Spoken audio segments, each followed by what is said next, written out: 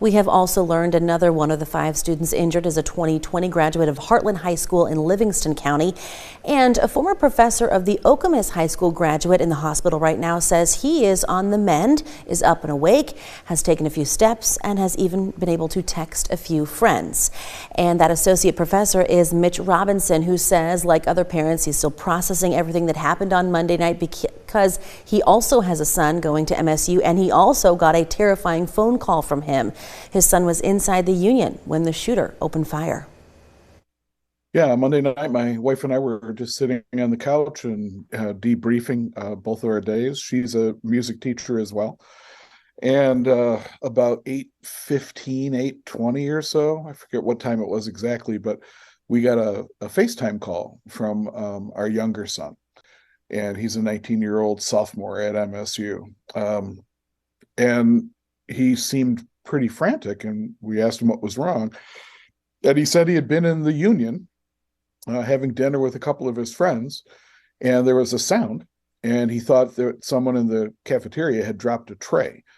So they just kind of went on with their discussion, and then there were 2 more sounds in quick succession. And at that point, he said, we knew something was wrong. And I think the part about Monday night that maybe, I don't know, scared me the most was that his comment was, and Dad, you know what? We knew exactly what to do, because all 3 of us had been going through active shooter trainings since we were in kindergarten. So we knew that we had to hit the ground and look for an exit if we could, and that's what they did. And I really have mixed feelings about that. I'm glad that his teachers all throughout his schooling did a great job in getting kids prepared for something that we hope will never happen.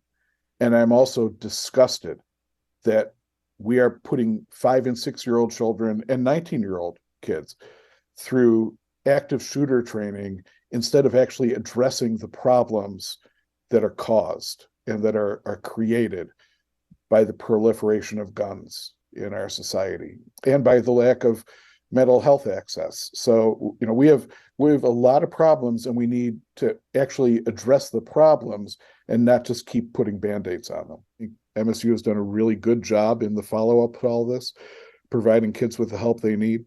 But I suspect other students still need some more time to process on their own.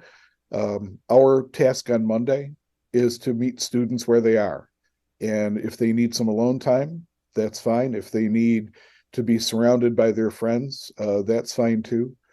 As a music teacher, our music kids, I think really, they crave that sense of community, making music together, talking through their issues together.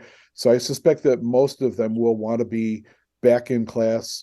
There's a new normal now, and we're all going to have to deal with it and talk about it. But I don't think anyone on our campus or in our community of alums and graduates, I don't think anyone wants to lose that sense of community that makes this a very special place, and that the shooter tried to tear away from all of us at Michigan State.